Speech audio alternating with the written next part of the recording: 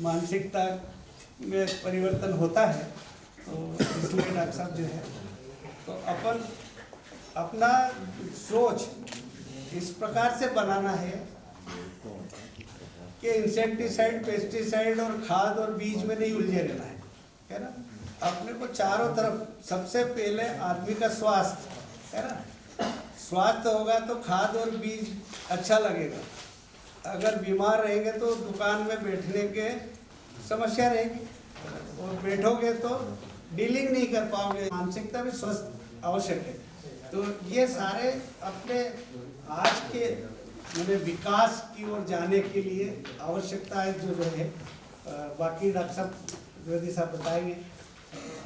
सभी को सादर नमस्कार, good morning. Doctor Hari Singh Thakur ji लगातार कृषि के लिए तो प्रयास करते ही रहते हैं। कृषि में अनेक एक्सपेरिमेंट्स और रिसर्च करते रहते हैं। साथ में इनकी एक जो बड़ी योग्यता है कि वो अल्टरनेटिव मेडिसिन्स के लिए भी काफ़ी प्रयास करते रहते हैं। हम लोग जानते हैं कि एलोपैथिक चिकित्सा इस दुनिया की सबसे बड़ी चिकित्सा प्रणाली है, इसमें कोई दो मत नहीं है। लेकिन उनकी जो दवाइयाँ हैं उसके कुछ साइड इफ़ेक्ट्स हैं, ये भी सर्व प्रचलित है। अगर आपको कोई एक दर्द की गोली खाना है या बुखार उतारने की गोली खाना है तो उसके साथ में एक जलन कम करने की भी गोली खाना ही है ना। ये सबको पता है, मतलब मैं ही बता रहा हूँ ऐसा नहीं है, सबको पता है। तो हमारी जो आयुष चिकित्सा प्रणाली है उसका जो बेनिफिट है वो हमको अभी रिसेंटली देखने को कहाँ मिला, कोविड में। दुनिया दो तरह से देखी जाएगी या लिखी जाएगी, एक तो कोविड के पहले और एक कोविड के बाद, है ना। इस तरीके से देखी जाएगी। कोविड के पहले कैसा था कि कोविड के पहले हम लोग अपने स्वास्थ्य के लिए बहुत ज़्यादा सजग नहीं थे। कोविड के पहले हम अपने बिजनेस को बहुत ज़्यादा ध्यान देते थे, अपने टारगेट को बहुत ज़्यादा ध्यान देते थे। लेकिन जो 2020 मार्च में कोविड आया और 25 मार्च के बाद हम लॉकडाउन करके घरों में बैठ गए तो हमारे लिए एक और नया टारगेट जुड़ गया कि हमें स्वस्थ रहना भी ज़रूरी है। और उस स्वस्थ रहने में एक बहुत बड़ी भूमिका निभाई आयुष ने।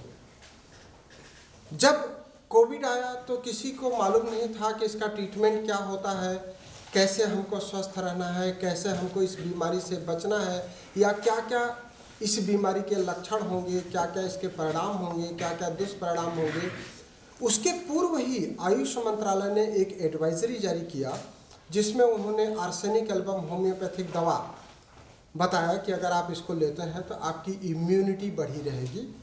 जिसकी इम्यूनिटी अच्छी रहेगी वो बीमार ही नहीं होगा। अब आप इम्यूनिटी पे देखिए, इम्यूनिटी मतलब रोग प्रतिरोधक क्षमता। ऐसा तो नहीं है इम्यूनिटी कोविड के पहले बात नहीं होती थी, कोविड के पहले भी इम्यूनिटी पे बहुत बात होती थी, इम्यूनिटी पे बहुत लेक्चर होते थे, रोग प्रतिरोधक क्षमता की बात होती थी। लेकिन कोविड के बाद जिस तरीके से इम्यूनिटी पे बात की गई वो बहुत ही अद्वितीय है या सराहनीय है। हमने देखा कि घर में एक व्यक्ति को कोविड हुआ, बाकी 3 लोग या 5 लोग स्वस्थ रहे, तो उसके पीछे क्या था? उनकी इम्यूनिटी। अस्पतालों में आप देखेंगे आधे अगर डॉक्टर कोविड से संक्रमित हुए तो आधे बचे भी रहे, आधे अगर नर्सेस संक्रमित हुई तो आधी बची भी रहीं। तो कहने का मतलब ये है कि हमारी इम्यूनिटी, रोग प्रतिरोधक क्षमता बहुत मायने रखती है। उसके साथ एक और बड़ी बात क्या मायने रखती है? हमारी मानसिक सोच। अगर हम मन से स्वस्थ हैं, अगर हम मन से मजबूत हैं तो हम बीमार नहीं होंगे। एक कहावत है, मन के हारे हार है, मन के जीते जीत। हमारे पास डॉक्टर वैभव चतुर्वेदी हैं जो असिस्टेंट प्रोफेसर हैं इंडेक्स मेडिकल कॉलेज में और साइकेट्री में एमडी हैं। आपने हज़ारों परिवारों को उस समय जिनको कोविड हो गया, कोविड वाले तो निराश थे, दुखी थे ही, उनके परिवार वाले भी दुखी थे, निराश थे, उनको आपने जो काउंसलिंग किया, उनको जो सांत्वना दिया, उससे बहुत जल्दी वो लोग स्वस्थ हुए। जिसका मरीज अस्पताल में एडमिट हो जाता था तो उसके परिवार वाले सोचते थे कि अब ये बच के नहीं आएगा। अगर आप दूसरे फेज की बात करें, जो दूसरा कोविड का लहर आई थी, अगर दूसरे लहर की बात करें आप, तो उस समय बहुत ज़्यादा परेशानी थी। पहले लहर में क्या थी? डर बहुत ज़्यादा हावी थी, बीमारी बहुत ज़्यादा नहीं थी। दूसरी लहर में क्या हुआ, बीमारी बहुत ज़्यादा थी लेकिन डर से थोड़ा लोगों ने कोप अप कर लिया था। और तीसरी लहर में तो कोविड का किसी ने सम्मान ही नहीं किया, बेचारा निराश होकर के चला गया, उसको साधारण सर्दी जुकाम की संज्ञा दे दी गई। तो ये साधारण सर्दी जुकाम कहाँ कोविड की मारक क्षमता कि जिसको हो गया वो मर जाएगा। सेकेंड लहर में हमने ऐसा देखा, लोग डरते रहे, घर से बाहर निकलने में सरकार ने लॉकडाउन लगाया तो भी खुद से ही लोगों ने निकलना बंद कर दिया। तो उस समय जो मानसिक पीड़ा थी, उस समय जो मानसिक परेशानी थी, उसमें चिकित्सकों के सहयोगी जो बने वो मानसिक चिकित्सक, परिवार वालों को सांत्वना की ज़रूरत थी, परिवार वालों को संबल देने की ज़रूरत थी। सलाह संबल के रूप में जो दिया वो मानसिक चिकित्सकों ने बहुत अच्छा कार्य किया। तो चिकित्सा की एक जो ये मानसिक विधा थी, लोग क्या सोचते हैं कि हम बीमार हैं या पागलपन है तभी मानसिक चिकित्सकों के पास जाएंगे, मतलब मानसिक रूप से बीमार है या मेंटल डिसीज़ है या पागलपन है तो ही मानसिक चिकित्सकों के पास जाएंगे। उसको बदल दिया कोविड ने। कोविड ने क्या किया कि आप स्वस्थ हैं तो भी आप और बीमार न पड़े उसके लिए आप मानसिक चिकित्सक से सलाह ले सकते हैं। ऐसा कोई घर नहीं है जिसमें लोगों में आपसी मतभेद नहीं होगा, ऐसा कोई घर नहीं है जिसमें कभी न कभी छोटी मोटी लड़ाई झगड़ा नहीं होती होगी, सबके यहाँ ही होती है। लेकिन उस लड़ाई झगड़ा से हमारे मन में जो प्रभाव आता है उसको अगर हम तुरंत दूर कर लेंगे मानसिक चिकित्सक का सलाह लेकर के, तो हो सकता है हम एक बड़ी मानसिक बीमारी से बच सकेंगे। ऐसा कोई व्यक्ति नहीं है जिसको कभी न कभी स्ट्रेस नहीं होता होगा, ऐसा कोई व्यक्ति नहीं है जिसको तनाव नहीं होता होगा। किसी को परीक्षा का तनाव है, किसी को पढ़ाई का तनाव है, किसी को बिजनेस का तनाव है, आपको खेती का तनाव है, खेती के साथ साथ बारिश का तनाव है, पानी आ रही है कि नहीं आ रहा है उसका तनाव है, खेती जब पक गया तो उस समय ये तनाव है कि कहीं बारिश ना हो जाए, जल्दी से हम इसको जो खाद्यान्न है उसको घर में रख लें। तो ऐसा बहुत सारा तनाव शरीर में मन में आता रहता है, जो क्षणिक होता है चला जाता है, वो फेज निकल गया, आपका तनाव दूर हो गया। लेकिन अगर ये तनाव लंबे समय तक रहा आपके मन पर तो उसका प्रभाव क्या होता है, आपको नींद आना बंद हो जाती है। हमने अभी देखा कोविड के बाद कई लोगों को नींद नहीं आती थी, वो लोग हमारे पास आए। अभी ठाकुर साहब बता रहे थे कि हमारा एक नेचुरोपैथी सेंटर है। मैं आपको बताना चाहता हूं कि हम लोगों ने होलिस्टिक ट्रीटमेंट का एक सोच बनाई है और उसका एक केंद्र स्थापित किया है, जिसकी जो उद्घाटन था वो मध्य प्रदेश के मुख्यमंत्री माननीय शिवराज सिंह चौहान जी ने किया था। जब 6 जनवरी 7 जनवरी को पिपलियाहाना ब्रिज का उद्घाटन करने आए थे तो उन्होंने हमारे सेंटर का भी उद्घाटन किया था। एडवांस्ड आयुष वेलनेस सेंटर हमने बनाया, जहां पर हमने आयुर्वेदिक चिकित्सक को बिठाया है, नेचुरोपैथी चिकित्सक को बिठाया है, होम्योपैथी चिकित्सक के रूप में मैं बैठ रहा हूं, मेरे एक असिस्टेंट भी है होम्योपैथी डॉक्टर, और आप डॉक्टर वैभव चतुर्वेदी जो एलोपैथिक विधा के हैं और MD साइकेट्री हैं। तो हम लोग ऐसा जो लोग 30-30 साल 40-40 साल से बीमारी से ठीक नहीं होते हैं, निराश हो जाते हैं, हताश हो जाते हैं, जिनको दूसरी चिकित्सा पद्धति के लोग ये समझा देते हैं कि आप ठीक ही नहीं होंगे, उनमें ये उम्मीद जगाने की कोशिश करते हैं कि आप ठीक भी हो सकते हैं। हम सारा चिकित्सकीय प्रणाली को एक साथ लेकर के समग्र चिकित्सा कर रहे हैं और वो लोग कहीं ना कहीं ठीक हो रहे हैं। तो हमारा एक जो मिला जुला प्रयास है उसका उद्देश्य ये है कि जब आप बीमार होते हैं तब तो हम आपको स्वास्थ्य प्रदान करते ही हैं, लेकिन जब आप स्वस्थ हैं तो बीमार नहीं हो उसके लिए भी हम एक जन जागृति अभियान चला रहे हैं।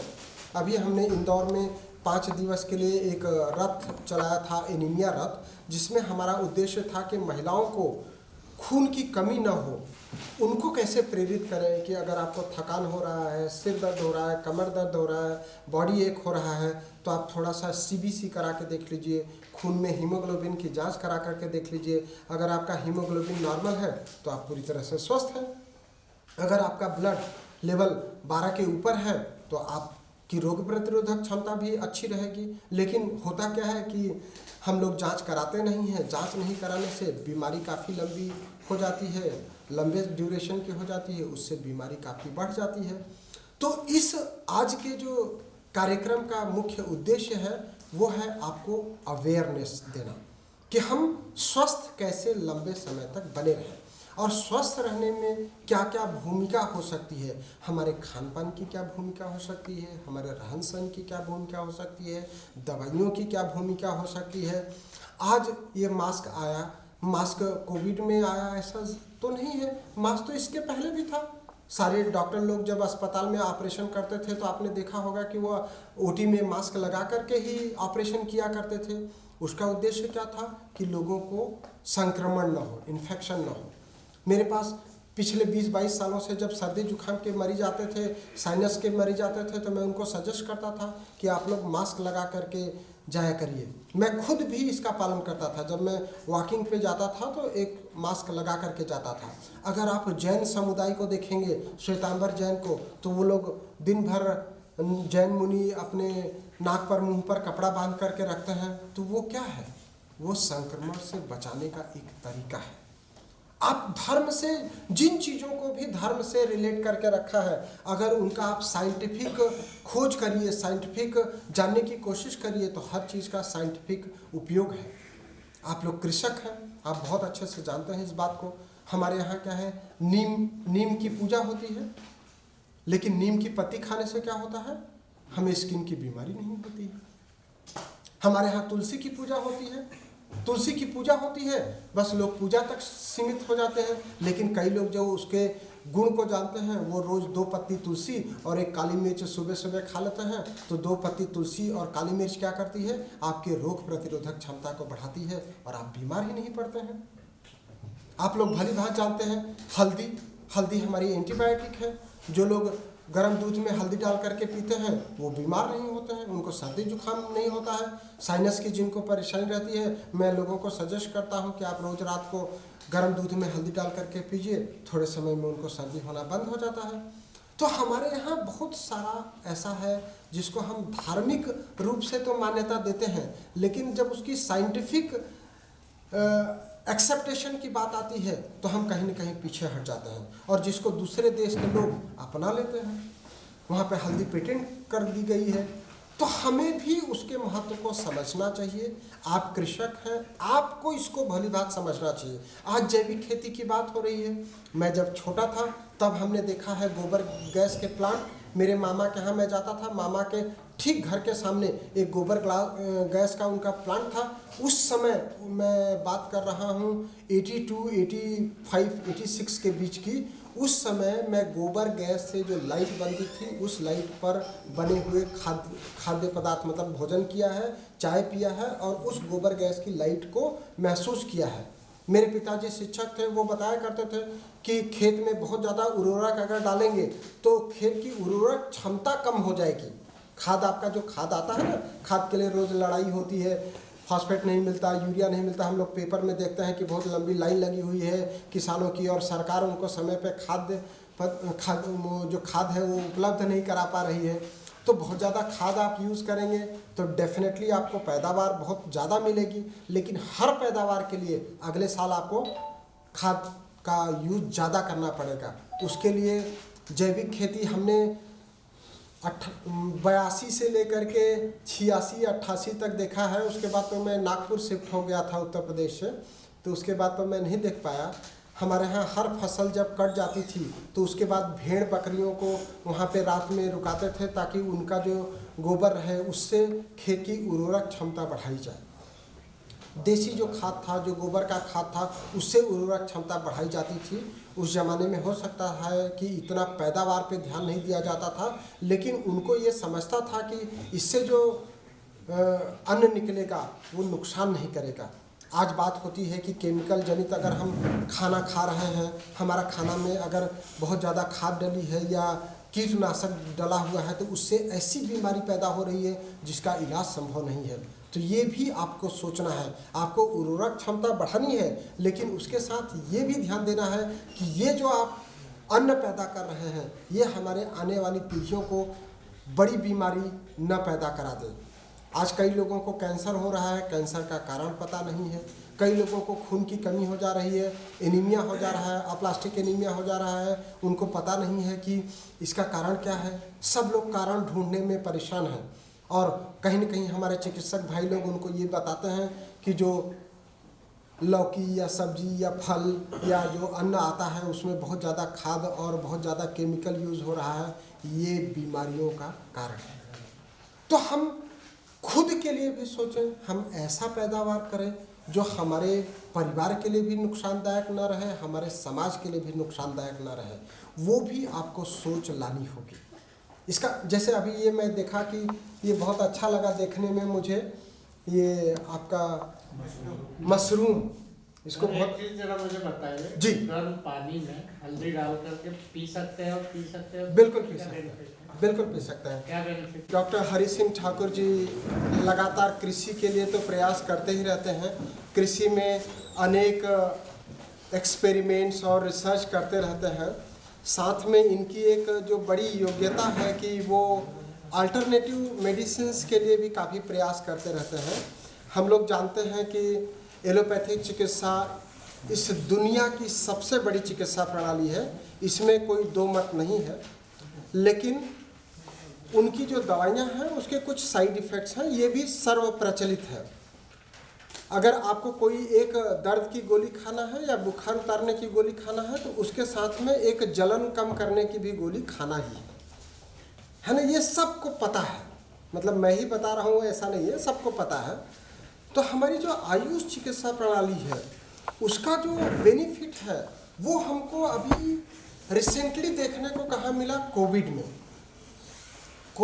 दुनिया दो तरह से देखी जाएगी या लिखी जाएगी, एक तो कोविड के पहले और एक कोविड के बाद, है ना। इस तरीके से देखी जाएगी। कोविड के पहले कैसा था कि कोविड के पहले हम लोग अपने स्वास्थ्य के लिए बहुत ज़्यादा सजग नहीं थे। कोविड के पहले हम अपने बिजनेस को बहुत ज़्यादा ध्यान देते थे, अपने टारगेट को बहुत ज़्यादा ध्यान देते थे।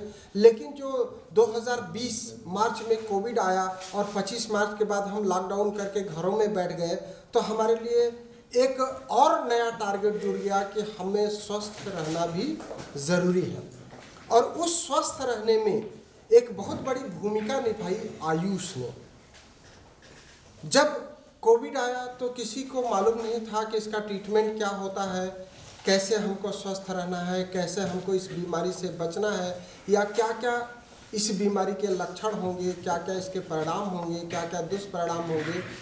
उसके पूर्व ही आयुष मंत्रालय ने एक एडवाइजरी जारी किया जिसमें उन्होंने आर्सेनिक एल्बम होम्योपैथिक दवा बताया कि अगर आप इसको लेते हैं तो आपकी इम्यूनिटी बढ़ी रहेगी, जिसकी इम्यूनिटी अच्छी रहेगी वो बीमार ही नहीं होगा। अब आप इम्यूनिटी पे देखिए, इम्यूनिटी मतलब रोग प्रतिरोधक क्षमता। ऐसा तो नहीं है इम्यूनिटी कोविड के पहले बात नहीं होती थी, कोविड के पहले भी इम्यूनिटी पे बहुत बात होती थी, इम्यूनिटी पे बहुत लेक्चर होते थे, रोग प्रतिरोधक क्षमता की बात होती थी। लेकिन कोविड के बाद जिस तरीके से इम्यूनिटी पे बात की गई वो बहुत ही अद्वितीय है या सराहनीय है। हमने देखा कि घर में एक व्यक्ति को कोविड हुआ, बाकी 3 लोग या 5 लोग स्वस्थ रहे, तो उसके पीछे क्या था? उनकी इम्यूनिटी। अस्पतालों में आप देखेंगे आधे अगर डॉक्टर कोविड से संक्रमित हुए तो आधे बचे भी रहे, आधे अगर नर्सेस संक्रमित हुई तो आधी बची भी रहीं।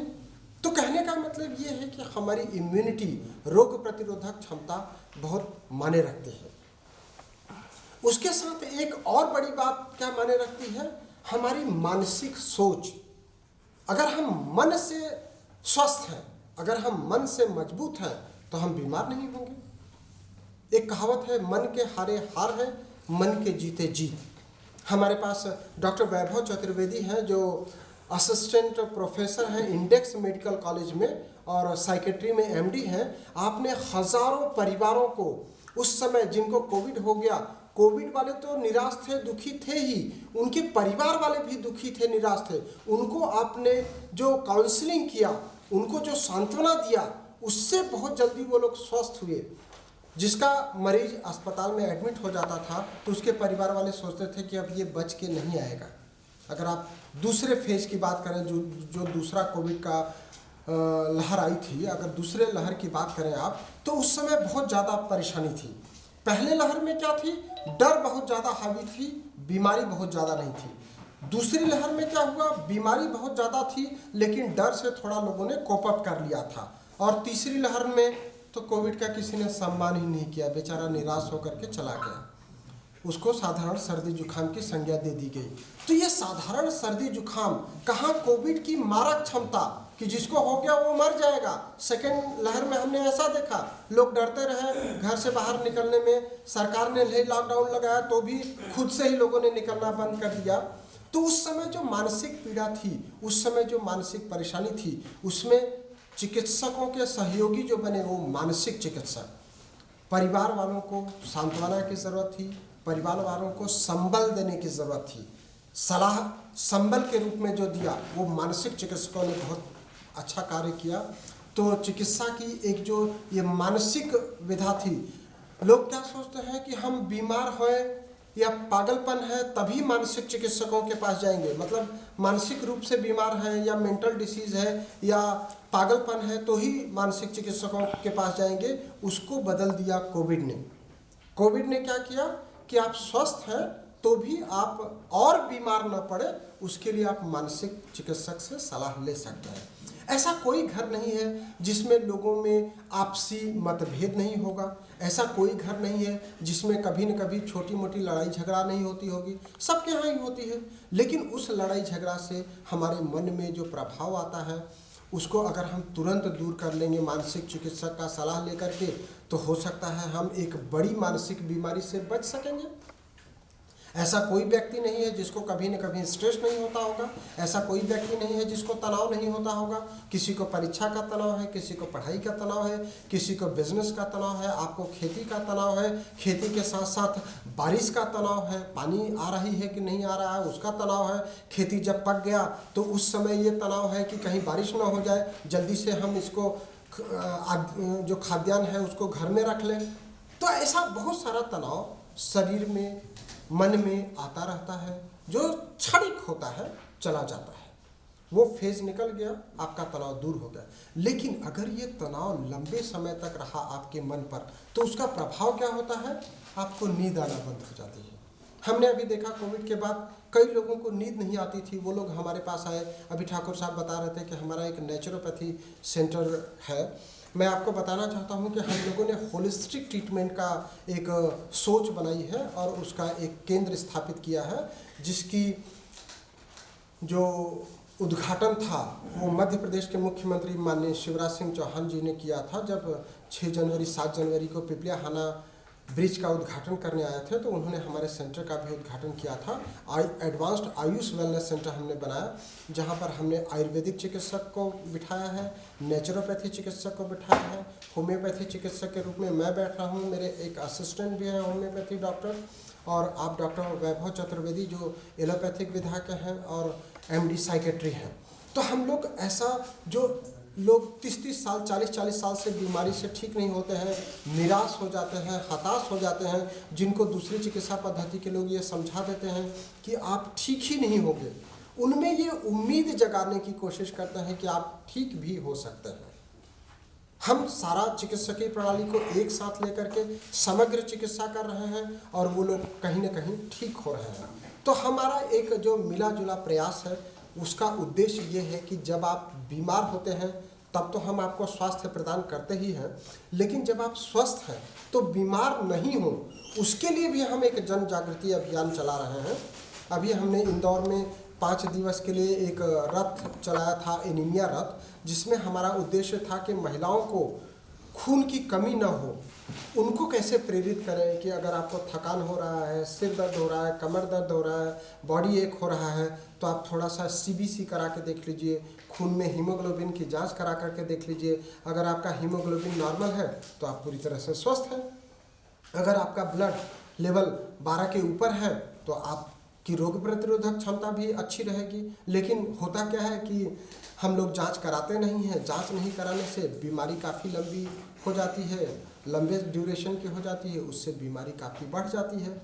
तो इस आज के जो कार्यक्रम का मुख्य उद्देश्य है वो है आपको अवेयरनेस देना कि हम स्वस्थ कैसे लंबे समय तक बने रहें और स्वस्थ रहने में क्या क्या भूमिका हो सकती है। हमारे खान पान की क्या भूमिका हो सकती है, हमारे रहन सहन की क्या भूमिका हो सकती है, दवाइयों की क्या भूमिका हो सकती है। आज ये मास्क आया, मास्क कोविड में आया ऐसा तो नहीं है, मास्क तो इसके पहले भी था। सारे डॉक्टर लोग जब अस्पताल में ऑपरेशन करते थे तो आपने देखा होगा कि वो ओटी में मास्क लगा करके ही ऑपरेशन किया करते थे। उसका उद्देश्य क्या था कि लोगों को संक्रमण न हो, इन्फेक्शन न हो।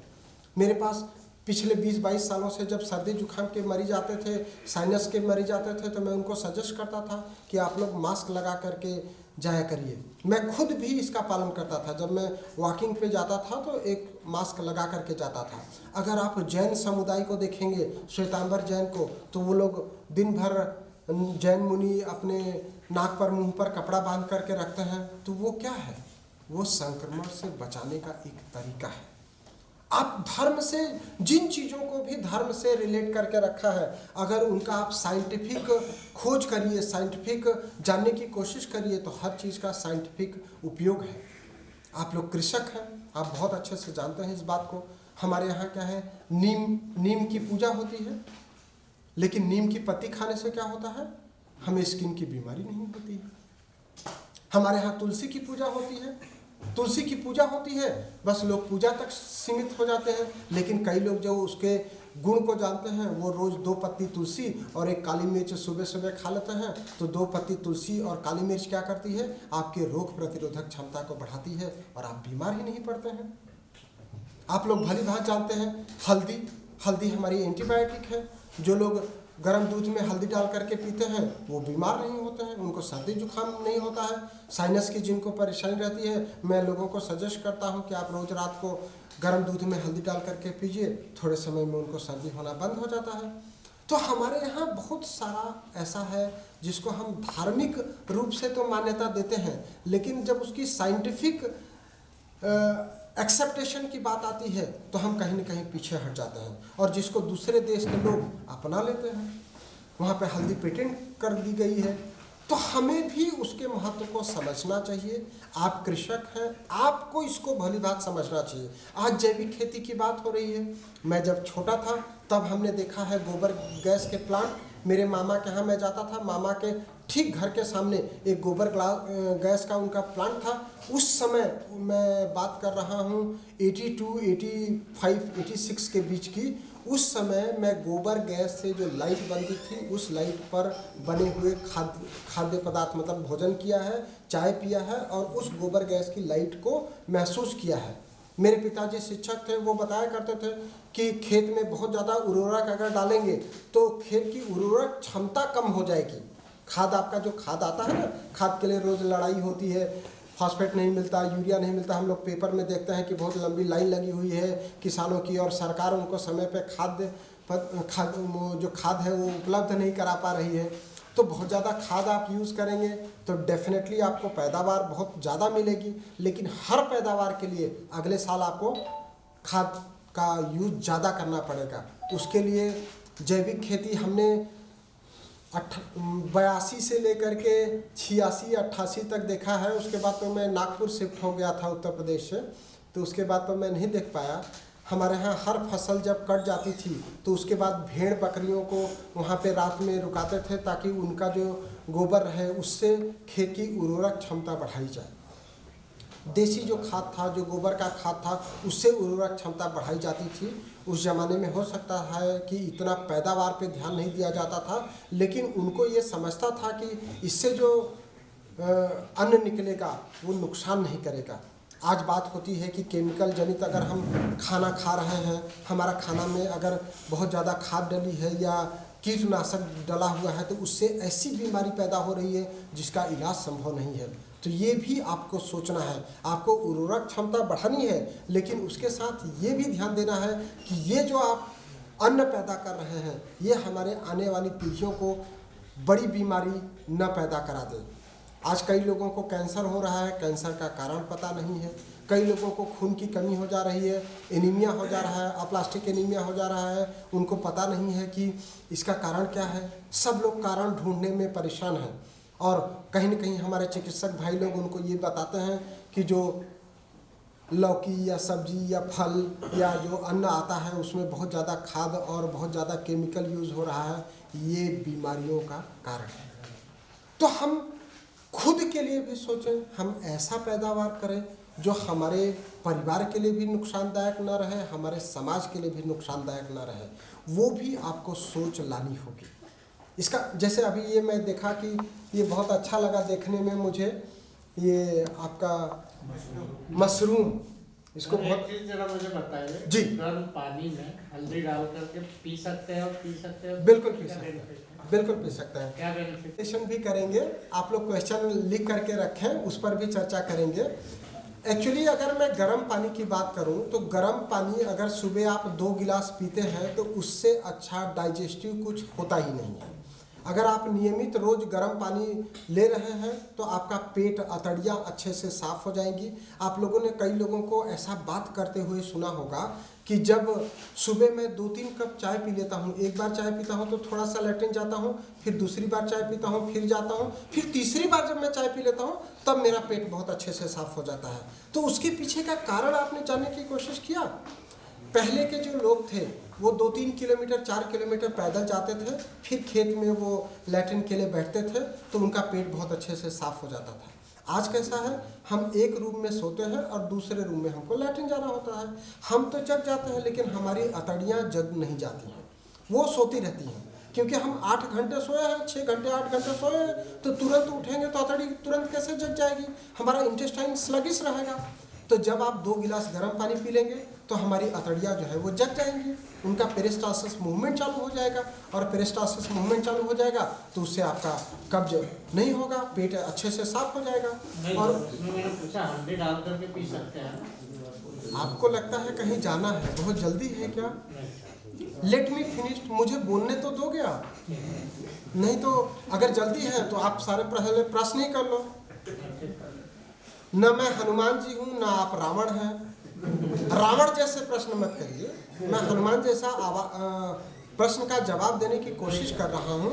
अगर मैं एक एक चीज़ का इम्पोर्टेंस बताऊँगा तो आपको उसका ज़्यादा अच्छा समझ में आएगा। अगर मैं एक ही बार में बता दूंगा कि हल्दी दूध लेंगे तो भी उतना ही फायदा है, गर्म पानी में हल्दी लेंगे तो भी वही फायदा है, तो उसका क्या बेनिफिट रहेगा? सबसे पहले आपने गर्म पानी की बात की, गर्म पानी में हल्दी, तो सबसे पहले आप गर्म पानी के फायदे जान लीजिए। फिर उसी गर्म पानी में जब हमने हल्दी डाल दिया तो उसका क्या बेनिफिट है उसको भी मैं समझा रहा हूँ। हल्दी लोग चोट में लगा देते थे, कट जाता था ना, आप फार्मर हैं, कट जाता था तो वहाँ पे क्या लगा देते थे? हल्दी। सबसे पहले ही मैंने एंटीबायोटिक की बात किया कि हल्दी हमारी एंटीबायोटिक है, वहाँ से स्टार्ट करते हैं। हल्दी, अगर आपको पता होगा कि जिन माताओं ने बच्चों का जन्म दिया, डिलीवरी होती थी, तो उस समय रोटी के साथ हल्दी और तेल खाते थे या घी खाते थे, शायद आपको पता नहीं होगा। हल्दी का एक बारीक पाउडर बन जाता था और उस हल्दी के पाउडर को वो महिला खाती थी। क्यों खाती थी? ताकि ज़्यादा ब्लीडिंग ना हो, उसकी हड्डियाँ मजबूत हो। और हल्दी के तरीके देखिए खाने के, अगर हम अपने बुजुर्गों को देखते हैं तो हल्दी, हमारे जो लड्डू बनते थे, ठंड के समय लड्डू बनते थे, या जब डिलीवरी होती थी महिला को जो लड्डू दिया जाता था, उस लड्डू में भी हल्दी डाला जाता था। मैंने तो केवल एक ही तरीका बताया था गर्म दूध में हल्दी डालने का, और इन्होंने बहुत अच्छा प्रश्न पूछ लिया कि गर्म पानी में अगर हल्दी डाल के खाएं, तो मेरे 2-3 और उसके उपयोग याद आ गए।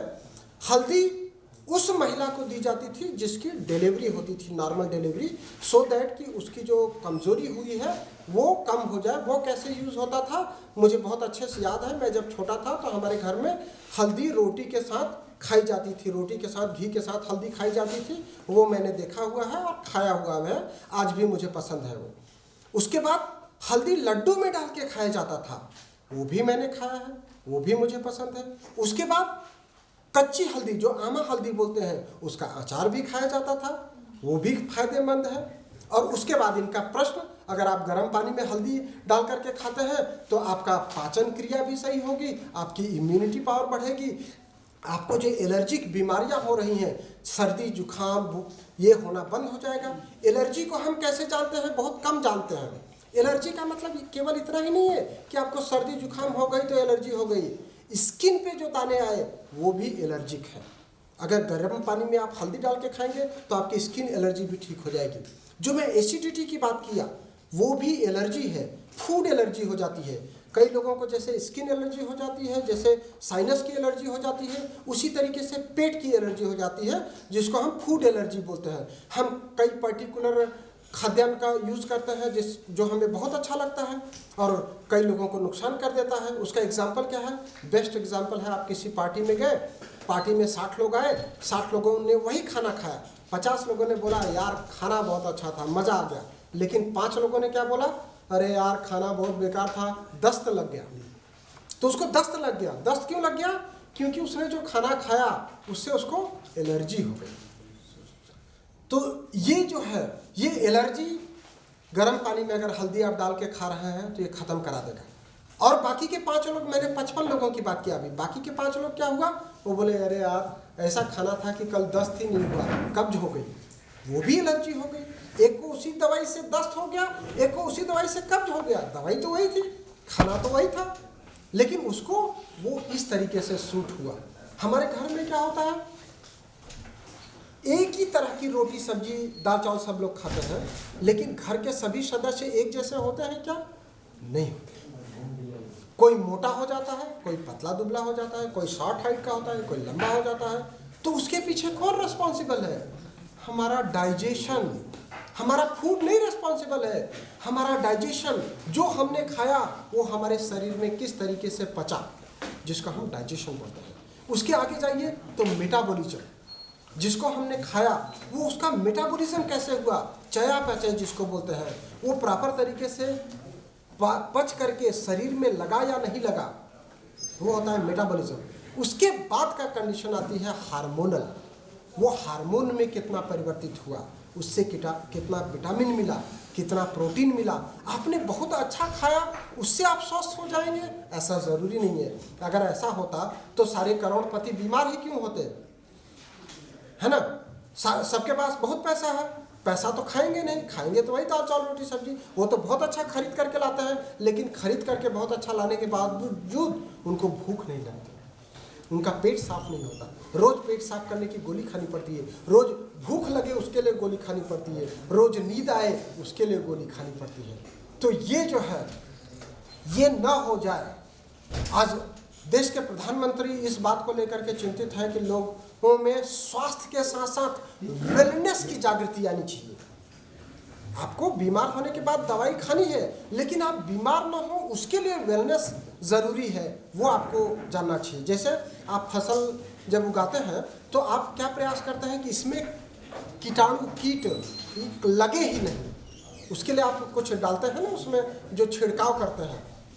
जब एक बार कीट लग गया तब आप करेंगे तो जितना लॉस होना था वो तो हो गया ना। एक बार आपस में बातचीत नहीं, एक बार अगर खेत में कीट लग गया तो फिर क्या होगा, जितना आपका नुकसान होना था वो हो गया। लेकिन अगर आप उसके पहले ही कीटनाशक डाल देते हैं तो आपकी वो फसल भी बहुत अच्छी उगती है। तो वैसे ही हमारे हेल्थ के लिए है, वैसे ही हम वेलनेस पे ध्यान दे सकते हैं, सो दैट कि हम बीमार ही नहीं हो। अभी ठाकुर साहब बात कर रहे थे कि हम जब बीमार होते हैं तो हमारी वर्किंग एफिशिएंसी कम हो जाती है। हम अगर 2 दिन काम नहीं करेंगे तो दूसरे लोगों से पिछड़ जाएंगे। भाई जो रोज काम कर रहा है, अगर हम 7 दिन के लिए बीमार पड़ गए, बिस्तर पे पड़ गए, तो हमारा 7 दिन का नुकसान तो होगा ही। मतलब हम दवाई भी खाएंगे, हमारा हेल्थ का भी नुकसान हुआ, उसके साथ साथ हमारे बिजनेस का भी नुकसान हुआ। तो हमें सब प्रयास करके ये कोशिश करना चाहिए कि हम बीमार न, दिन भर गर्म पानी पीते रहें। गर्म पानी पीने से उनको एसिडिटी होने लगी। कई सारे केसेस मेरे पास GERD और हाइटस हर्निया लेकर के आए। उसमें यंग बच्चे थे, 22 साल, 24 साल, 26 साल के बच्चे, जिनको GERD हो गया, हाइटस हर्निया हो गया। लोगों ने खूब मनमानी गोलियां खा ली कि बीमार ना पड़े, खूब मनमानी काढ़ा पी लिया, दिन में 4 बार काढ़ा पी लिया गर्मी में, उससे उनको ब्लीडिंग पाइल्स हो गई। दिन भर गर्म पानी पीते रहे, उससे उनकी स्किन ड्राई हो गई। तो आप जो बात कर रहे हैं ना, हल्दी दूध, बहुत जरा सा हल्दी की मात्रा लेना है, आधा चम्मच का भी आधा, मतलब 1/4 स्पून, और वो 1 गिलास पानी या 1 गिलास दूध में लेना है, एक ही बार लेना है।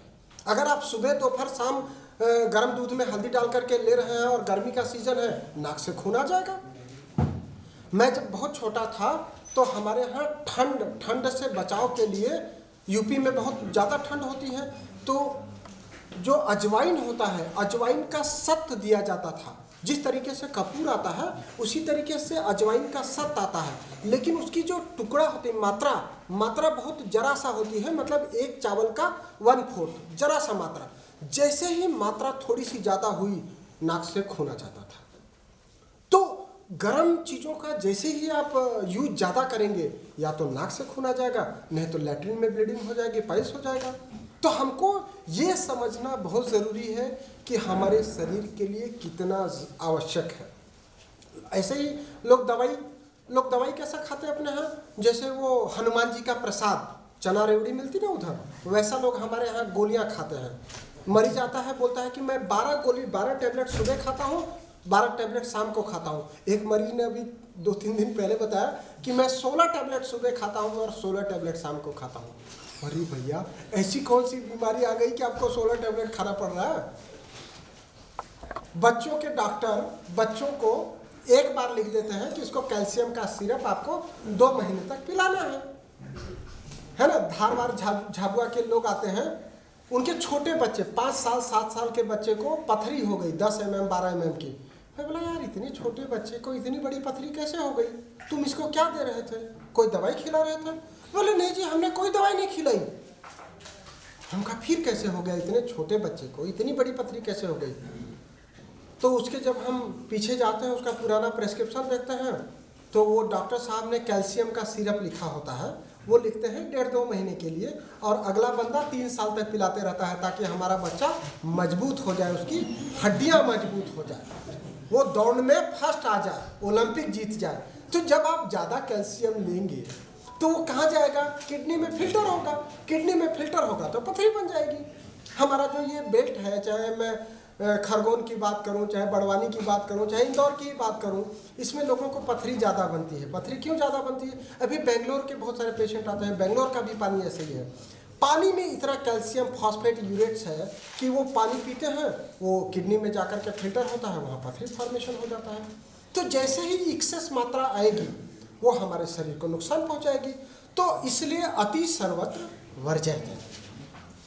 और किसी का प्रश्न? सर, होम्योपैथिक से रिलेटेड एक चीज पूछना थी। गुड, शाबाश।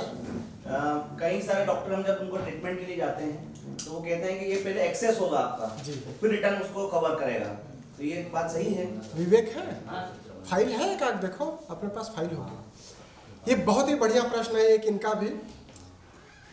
चूँकि मैं ठाकुर साहब बता रहे थे अभी कि मंत्रालय का मेंबर भी हूँ, मैं होम्योपैथी कॉलेज का प्रोफेसर भी हूँ, और मैं पिछले 25-26 साल से होम्योपैथी प्रैक्टिस कर रहा हूँ। तो मुझे लगता है कि इसका उत्तर मेरे से बेहतर कौन दे सकेगा। ये बिल्कुल गलत है। होम्योपैथिक दवाई अगर आपने लिया है तो कोई भी बीमारी बढ़ती नहीं है, ये गठान बांध लीजिए और सब लोगों को बताइए। अब बढ़ती कैसे है वो समझिए। जैसे मैं होम्योपैथिक डॉक्टर हूँ और क्लिनिक में बैठा हूँ, आप कोई अपना फाइल लेकर के आए, पुराना बीमारी लेकर के आए, और आप इससे पहले दवाइयाँ खा रहे थे। दवाई खा रहे थे तो क्या हुआ, आप मेरे पास आए तो मैं बोला अरे ये सब दवाई खा रहा हो, मर जाओगी, तो जहर है, बंद कर दो आज ही से। तो आदमी तो घबरा जाता है। वो क्या करता है, आज ही से वो जो दवाई खा रहा होता है उसको बंद कर देता है, वो आज से होम्योपैथी दवाई पे आ जाता है। फिर क्या होगा, आप जो दवाई खा रहे थे उसको अगर आप तुरंत बंद कर दोगे, फिर क्या होगा, आपकी बीमारी तुरंत वो ऊपर आ जाएगी, क्योंकि होम्योपैथी दवाई तो इतना जल्दी आपके शरीर पे कंट्रोल बना नहीं पाएगी। तो अगर आपने वो दवाइयाँ बंद कर दिया तो आपकी वो बीमारी बढ़ने लगेगी। तो लोगों को क्या लगता है कि होम्योपैथिक दवाई खाने से बीमारी बढ़ने लगी, ये बिल्कुल गलत है। अगर आपको शुगर है, मेरे पास शुगर के पेशेंट कैसे आते हैं, जिनको 200-250 शुगर था, उन्होंने डॉक्टरों को दिखाया, 250-300 शुगर पे उनको 1 टैबलेट या 2 टैबलेट चलती थी, उनकी टैबलेट की मात्रा बढ़ती जाती है और शुगर बढ़ता जाता है। मैं भी मेटाबॉलिज्म पे बात कर रहा था, मेटाबॉलिज्म और हार्मोनल सिस्टम पे। अगर आपका हार्मोनल सिस्टम उस चीज़ को सपोर्ट नहीं करेगा तो क्या होगा, शरीर में बीमारी बढ़ती चली जाएगी। आप कितना भी टैबलेट खाएं, अगर वो उसकी बात सुन ही नहीं रहा है तो कुछ नहीं होगा। 300 शुगर था, 6 यूनिट से इंसुलिन चालू हुआ, 6 यूनिट से बढ़ते बढ़ते 60 यूनिट हो गया इंसुलिन का, और शुगर बढ़ते बढ़ते 300 से 600 हो गए। ऐसे एक नहीं, ढेर सारे लोग लेकर के आते हैं। अगर हम उस समय वो मरीज आया, उसको बोलते कि तुरंत आप इंसुलिन बंद कर दो या जो गोली खा रहे हो वो बंद कर दो, तो उसको तो और नुकसान हो जाएगा। हम उसको क्या समझाते हैं कि अभी थोड़े दिन आप इंसुलिन के साथ ही होम्योपैथिक दवाई लीजिए, फिर जब आपका लेवल कम हो जाए तो आप उसी डॉक्टर के पास जाइए, उससे इंसुलिन की मात्रा कम करवाइए। मैं तुरंत किसी को नहीं बंद करवाता। लोग नींद की गोली खा रहे होते हैं, नींद की गोली खाने से क्या होता है, उसको नींद आती है। अगर मैं कल ही बोल दूं कि आप होम्योपैथी दवाई आप ले रहे हो तो उसमें आप नींद की गोली खाने की ज़रूरत नहीं है, तो उसको अगले दिन से ही तो नींद नहीं आ जाएगी। ये मैंने कुछ प्रश्नों के उत्तर लिख रखे हैं होम्योपैथिक ट्रीटमेंट को लेकर के, जो लोगों के मन में सवाल आते हैं उस तरीके का मैंने कुछ प्रश्न लिख रखे हैं। मैं चाहूँगा कि आप लोग इसका मोबाइल से फ़ोटो ले लीजिए। मुझे लगता नहीं कि इतनी प्रतियां हमारे पास उपलब्ध होगी, एक बार देख लीजिए। मुझे लगता है कि इसमें सारे प्रश्नों का आपके मन में जो प्रश्न होगी या जिज्ञासा होगी वो दूर हो जाएगा। इसमें सबसे पहला प्रश्न है, क्या होम्योपैथिक दवाइयाँ प्रारंभ करने पर पहले बीमारी बढ़ जाती है फिर कम होती है? इसका उत्तर लिखा है नहीं, ऐसा बिल्कुल नहीं होता है। यह धारणा गलत है। होम्योपैथी से सीधे आराम ही होता है, परंतु यदि कोई दूसरी पैथी की दवा खा रहे हैं तो उसको तुरंत लेना बंद न करें। दूसरा प्रश्न है, क्या होम्योपैथिक दवाइयों के इस्तेमाल हेतु बहुत ज़्यादा परहेज की आवश्यकता होता है? नहीं, होम्योपैथिक दवाइयाँ लेने के साथ साथ प्याज, लहसुन, लौंग, इलायची इत्यादि वर्जित नहीं है। यह सब मिथ्या बातें हैं, ऐसा कहीं नहीं लिखा है। होम्योपैथिक दवाइयों के साथ साथ यह नहीं ली जा सकती है। कुछ एक दवाइयों के लिए वर्जित है, पूरी होम्योपैथी के लिए वर्जित नहीं है। हम भी डॉक्टर हैं, हमारे परिवार में भी लहसुन प्याज के साथ ही सब्जियां बनती हैं, तो हमारे परिवार के लोग भी तो होम्योपैथी दवाई लेते हैं, सब ठीक हो जाते हैं। भाई अगर दवाई इतनी कमज़ोर है कि वो लहसुन प्याज से ख़त्म हो जाएगा उसका असर, तो वो कैंसर जैसी बीमारी या प्लास्टिक एनीमिया जैसी बीमारी या गठिया, अस्थमा जो कहीं से नहीं ठीक होता है, स्लिप डिस्क, उसको ठीक कर रही है दवाइयाँ, तो ऐसा कैसे संभव है? नेक्स्ट है, क्या होम्योपैथिक जांच, होम्योपैथी इलाज के लिए जांच, इन्वेस्टिगेशन की आवश्यकता नहीं होती है? बिल्कुल होती है। हमारे शरीर के अंदर क्या चल रहा है उसको हम बिना जांच कराए कैसे जान सकते हैं? पथरी 3 mm की है तो उसका इलाज अलग होगा, पथरी 15 mm की है तो उसका इलाज अलग होगा, पथरी 30 mm की है तो उसका इलाज अलग होगा। लीवर में फैटी लीवर 1 है तो उसका इलाज अलग होगा, 1 ग्रेड का है, दूसरे ग्रेड का है तो उसका अलग होगा, तीसरे ग्रेड का है तो उसका अलग होगा। ऐसे ही प्रोस्टेट कितना बढ़ा हुआ है, कितनी पेशाब बच रही है, बहुत सारी चीज़ें हैं जो जांच से ट्रीटमेंट को हेल्प होता है। ऐसे ही होम्योपैथी से किन किन बीमारियों का इलाज संभव है? और लास्ट प्रश्न मैंने लिखा है कि क्या होम्योपैथिक दवाइयों के साथ दूसरी दवा ली जा सकती है? हाँ, बिल्कुल ली जा सकती है, और ये अब बिल्कुल प्रमाणित हो चुका है कोविड में। अब कोई आपको मना नहीं करेगा। कोविड हुआ तो क्या हुआ, लोग अस्पताल में भर्ती हुए, अस्पताल में उनका सारा ट्रीटमेंट चला, साथ में उन्होंने होम्योपैथी दवाई लिया, साथ में उन्होंने भाप लिया जिसको हम नेचुरोपैथी बोल सकते हैं, साथ में उन्होंने योगा किया। तो मतलब एलोपैथी भी लिया, होम्योपैथी भी लिया, काढ़ा भी पिया, आयुर्वेद का भी किया, नेचुरोपैथी भी किया और योगा किया। सभी पैथियों का एकमात्र उद्देश्य है आपको स्वस्थ रखना। ये तो केवल विभिन्न पैथी के लोगों का मतभेद है, वो अपने आप को सुपीरियर साबित करने के लिए ये बोलते हैं कि आप ये मत करिए, वो मत करिए। ऐसा कुछ भी नहीं है। मैंने सबसे पहले बोला कि आप जो खाएंगे खाने के ऊपर नहीं, आपको क्या पच रहा है, कैसे उसका मेटाबॉलिज्म हो रहा है, कैसे वो शरीर के विभिन्न ऑर्गन्स में जा रही है और किस तरीके से उसका असर हो रहा है, सारा कुछ उसके ऊपर डिपेंड है। नहीं तो अगर डॉक्टर बताता कि उसके शरीर में ऐसे ऐसे जाना और ऐसे उसकी खांसी ठीक कर देना तो सबकी खांसी ठीक हो जाती। सभी लोग वही खांसी का सिरप पीते हैं, ऐसा तो नहीं होता है। सभी लोग वही बुखार उतारने की दवाई खाते हैं, सबका बुखार नहीं उतर जाता है। क्यों?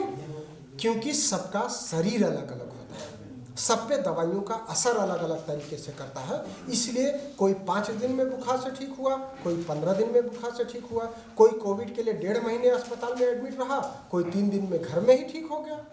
तो सबका जिस तरीके से शरीर अलग अलग है, जिस तरीके से उसको खाने का असर अलग अलग होता है, उसी तरीके से दवाइयों का भी असर अलग अलग होता है। यस, और कोई प्रश्न? ये रेजिस्टेंट डेवलप हो जाता है। जी बिल्कुल। तो क्या ये अपने बॉडी के लिए भी होम्योपैथिक या एलोपैथिक दवाइयों का लगातार उपयोग करने से अपने शरीर में कुछ इस टाइप से होता है क्या? बिल्कुल होता है।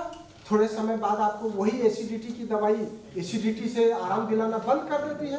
अगर जल्दी जल्दी आप सर्दी जुकाम की गोली खाएंगे तो वो या तो दवाई शरीर पे असर करना बंद हो जाएगी, या फिर कई लोग बोलते हैं कि 7 दिन में पहले मैं ये सर्दी की दवाई खाता था, फिर 4 दिन में खाने लगा, फिर 3 दिन में खाने लगा, फिर 2 दिन में खाने लगा, और अब रोज खाने के बाद भी आपकी एलर्जी सर्दी ठीक नहीं हो रही है। बिल्कुल वैसा ही असर होता है। आप देखिए, लोग कब्ज के लिए चूर्ण इस्तेमाल करते हैं। चूर्ण कैसे इस्तेमाल करते हैं? सबसे पहले वो आधा चम्मच चूर्ण लेना चालू करते हैं, आधा चम्मच से वो 1 चम्मच कर देते हैं, 1 चम्मच से 1.5 चम्मच कर देते हैं, 2 चम्मच कर देते हैं, 3 चम्मच कर देते हैं। जब 3 चम्मच चूर्ण खाने के बाद भी उनको लैट्रिन नहीं होती, तब हमारे पास डॉक्टर के पास आते हैं, बोले कि डॉक्टर साहब हमारा कब्ज से राहत दिला दीजिए, मैं बहुत परेशान हूँ, रोज़ सुबह लैट्रिन आती ही नहीं है, उसके लिए मुझे 2 घंटे मशक्क़त करनी पड़ती है। तो शरीर तो रबड़ है ना, हमारी हथेलियाँ कैसी हैं? रबड़ है वो। तो वे क्या करते हैं, दही बड़ा भी ले लेते हैं, वो अपना जलेबी भी रख लेते हैं, रसगुल्ला भी रख लेते हैं, गुलाब जामुन भी रख लेते हैं, भजिए भी रख लेते हैं, दाल चावल पूरी सब्जी वो रख लेते हैं। 4, 6, 10 प्रकार की सब्जी होती है, और उसके साथ आजकल चाइनीज़ आ गया है, उसके साथ आजकल इटालियन आ गया है, उसके साथ आजकल पंजाबी फूड आ गया है, और राजस्थानी फूड हो जाता है। जब हम इतना अलग अलग नेचर के फूड को खाते हैं, तब तो हमारे दिमाग में ये बात नहीं आती है कि ये तो सब अपोजिट नेचर का है। इतना सारा एक ही दिन में खा लिया तो कल तो मर ही जाएंगे। भाई आप देखिए, एक चीज़ तीखी थी, दूसरी नमकीन थी, एक गर्म थी, दूसरी ठंडा थी, दही बड़ा का तासीर अलग था, जलेबी का तासीर अलग था, गुलाब जामुन का तासीर अलग था, रसगुल्ले का तासीर अलग था, इटालियन का तासीर अलग था, चाइनीज़ का तासीर अलग था। उस समय तो हमारे मन में ये नहीं आया, न डॉक्टर के मन में आया, न मरीज के मन में आया। आप ऐसा करिए, आप घर जाना, आज अपने बीबी या माँ को जो भी खाना बनाती है उसको आज समझाना कि माता जी आज मुझे डॉक्टर द्विवेदी मिले थे, वो परम ज्ञानी है, उन्होंने समझाया कि आज से घर में केवल एक दिन में एक ही चीज़ बनेगी, आज हम सभी लोग रोटी खाएंगे। रोटी या तो पानी से खा लेना, या दूध से खा लेना, या ऐसे कच्चे चबा दे जाना, क्योंकि रोटी के साथ दाल कैसे खाओगे? दोनों अलग अलग नेचर का है, जाके साला रिएक्शन कर देगा। अगले दिन दाल बनवाना, केवल दाल पीना, दाल के साथ सब्जी कैसे खा सकोगे आप? भाई दाल का नेचर अलग है, सब्जी का नेचर अलग है, और सब्जी में भी आजकल लफड़ा है, मिक्स वेज खाते हैं। अरे सबका अलग अलग तासीर है भाई। वो शिमला मिर्च आती है उसका तासीर अलग, करेला आता उसका तासीर अलग, बैगन आता उसका तासीर अलग, कद्दू आता उसका तासीर अलग, आलू आता उसका तासीर अलग, सबको एक साथ डाल दिया, बोले मिक्स वेज बहुत अच्छी बनी थी। तो भैया मिक्स वेज तो जाके जहर बन जाएगी ना पेट में, अगर इस तरीके से सबका नेचर अलग अलग है, सब अलग अलग नेचर, इतने सारे लोग बैठे हैं, सबका नेचर अलग अलग है। किसी को लगेगा अरे यार डॉक्टर द्विवेदी ने क्या बातें बताई, और कोई बाहर निकलते ही गाली देगा, बोले साला फोकट की बकवास करके गया, टाइम बर्बाद किया, है ना। ये किसके ऊपर डिपेंड करेगा? ये हमारी तासीर के ऊपर डिपेंड करेगा। मैं तो वो एक ही तरह से बोल रहा हूँ। एक क्लास में 100 बच्चे होते हैं, मैं 100 लोगों को एक जैसा लेक्चर देता हूँ, 100 में से टॉप कितना करते हैं? 1 बच्चा। क्यों? क्योंकि उसकी तासीर, उसकी लगन, उसके सोचने की क्षमता, उसको एक्सेप्टेंस, मैंने कितना उसको बताया, उसको कितना एक्सेप्टेंस हो गया, वो उसको एग्ज़ाम के दिन याद आता है। हमारी 2 तरीके की मेमोरी होती है, एक होती है रिसेंट मेमोरी, एक होती है रिमोट मेमोरी। हम आज जो बता रहे हैं, आज आपको लगेगा कि सब याद आ गया, पर थोड़े दिन बाद वो भूल जाएगी। लेकिन वो याद कब आएगी? जब इसी तरीके का रिलेटेड कहीं बात निकलेगी, तब आपको तुरंत याद आ जाएगी। नहीं, डॉक्टर द्विवेदी ने ऐसा बोला था कि अलग अलग नेचर की चीज़ें खाने के बावजूद भी उसका नुकसान नहीं होगा शरीर पर, क्योंकि उसका असर कैसे होगा? जब हमारे पेट में वो एब्जॉर्बेशन कैसा होगा, डाइजेशन, एब्जॉर्प्शन और मेटाबॉलिज्म, उसके ऊपर असर उसका निर्धारित है, खाने से निर्धारित नहीं है। अगर ऐसा होता भाई, तो वो जो मैं 12 टैबलेट और 16 टैबलेट की बात कर रहा था, उसमें तो एक पीली कलर की टैबलेट होती है, एक नीली कलर की होती है, एक त्रिकोण के आधार की होती है, एक लंबी होती है, एक गोल होती है, ऐसा 12-14 टैबलेट एक साथ ऐसा खोल लेते हैं भाई लोग, ऐसा फंकी मारते, पानी पीते और पेट में चला जाता है। तो पेट तो वहीं ब्रस्ट हो जाना चाहिए था ना, जिसके लिए उसमें 2 एसिडिटी की भी गोली थी। भाई हम कैल्शियम की टैबलेट खाते हैं तो क्या होता है, रात को पेट में जलन हो जाती है, ऐसा लगता है जैसे भाप निकल रहा है। कभी आप केवल एक कैल्शियम की गोली खा के देखिए, वो जो 500 ग्राम की कैल्शियम की गोली आती है ना, उसको एक खा के देखिए, रात को सोने में मज़ा आ जाएगा, आपको लगेगा अरे यार ये क्या हो रहा है पेट में। लेकिन उसके साथ जब हम एसिडिटी की गोली खा लेते हैं तो थोड़ा कम हो जाता है। तो ये बिल्कुल गलत है और उसको निर्धारित करा दिया आपके कोविड ने उसको रिजल्ट दे दिया। अब कोई ये चिकित्सक ये नहीं बोल सकता कि इस दवाई के साथ ये नहीं खा सकते, क्योंकि कोविड ने सब किया। Yes, any more question sir? Yes. जैसे आप एलर्जी का बोल रहे हो, जैसे मुझे भी सर्दी वाली एलर्जी होती है, बाकी वो सुबह सुबह ही ज्यादातर क्यों रहती है, और उसके बाद में घरेलू इलाज क्या क्या है? सबसे पहले तो आपका इलाज मैं ये बता रहा हूँ। आपका नाक, मेरा नाक देखो ऐसा है, आपका नाक ऐसा हो रहा है। हाँ। नाक ऐसा रहता है, ऐसा होते जा रहा है, चौड़ा होते जा रहा है। तो चौड़ा क्यों हो रहा है? अंदर सूजन आ रही है, पॉलिप्स डेवलप हो रहा है। ऐसा सिंपल सा रुमाल या कॉटन का कपड़ा ले लीजिए आप, ऐसा इसको हल्की सी ऐसी सिकाई कर लोगे तो ये नाक जो चौड़ा हो रहा है वो कम होता चला जाएगा। ये तो हो गया इसका साधारण सा समाधान। अब क्यों होता है वो जो आपका प्रश्न है वो बहुत अच्छा प्रश्न है। क्यों होता है? क्योंकि जो दिन का तापमान होता है वो अलग होता है और सुबह का तापमान अलग होता है। जब सुबह का तापमान दिन से कम रहता है तो उस समय की जो हवा होती है उसमें नमी रहती है। तो उस नम हवा को जब हम लेते हैं श्वास के जरिए तो वो तुरंत फेफड़े में जा कर के पानी छोड़ता है। वो आपको दिखता नहीं है। दिखता कब है? ठंड में। जहाँ बहुत ज़्यादा ठंड होती है तो वहाँ जब हम श्वास बाहर निकालते हैं तो वो दिखाई देता है। जब हम श्वास अंदर लेंगे तो वो जैसे शरीर में जाएगा तो लंग्स, फेफड़ा जो है उसको हमारे बॉडी टेम्परेचर पे लाने का प्रयास करता है। अगर आपने गर्म श्वास लिया तो उसको अंदर ले जा करके ठंडा करेगा, ठंडी श्वास लिया तो वो अंदर ले जा करके उसको गर्म करेगा।